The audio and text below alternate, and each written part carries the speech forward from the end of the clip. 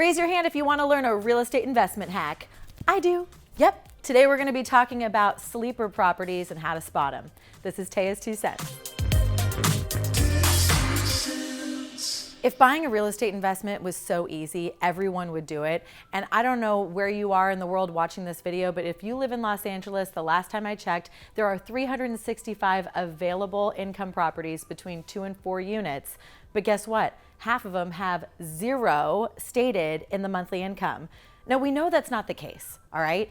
And I would argue that 9 times out of 10, it's because the realtor or the seller doesn't want to be upfront about the fact that they have tenants in there that are paying below market rent. So the MLS actually allows them to just put lines through all of that important information. So put yourself in the buyer's shoes, right? You're a real estate investment buyer and you're looking at properties available. And if you have a couple hundred properties that state the monthly income and a couple hundred properties that state 0, you're going to look at the properties that are sharing their numbers up front right away, right?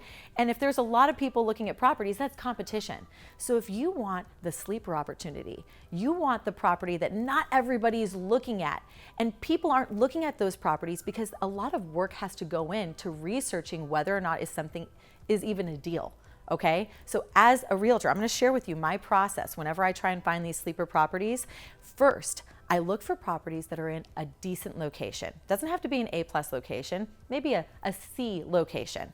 It's near public transit, there's local jobs around, there's schools around, because where there are people, there are jobs, and where there are jobs, there is money and people who can pay the rent, number 1. The second step is to actually do a rental analysis and project what kind of income these properties could get.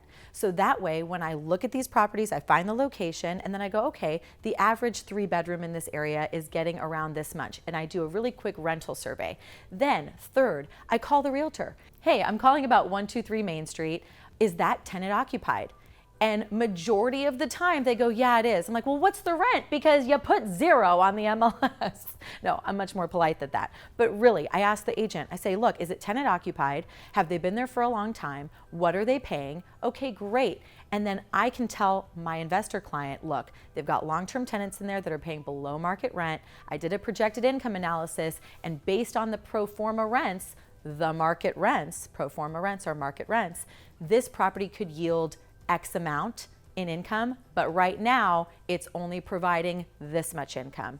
And then we can decide what is a better rate for that property. Because I'm telling you, majority of the time, those sleeper properties, they're way overpriced because the realtor probably hasn't crunched the numbers and they don't know what the cap rate is. They don't know what the gross rent multiplier is. They don't have any of that information. So it's up to your buyer's agent to do this homework for you to find the sleeper properties. There's a lot of steps that go into this. So if you're an investor buyer, you better make sure that your realtor knows how to run a projected income analysis. And if you're looking for 2 to 4 units, you can still get that residential loan for those properties to keep your interest rate a little bit lower so your overhead is lower and you can yield more money into your bank account. I know this is a lot to take in. I love this stuff. And if you have any questions, feel free to drop a comment below. And if you want to find a sleeper property in Los Angeles, slide into the DMs, you know? This is Taya's 2 cents. Thank you for watching. Don't forget to subscribe, and I'll see you next time.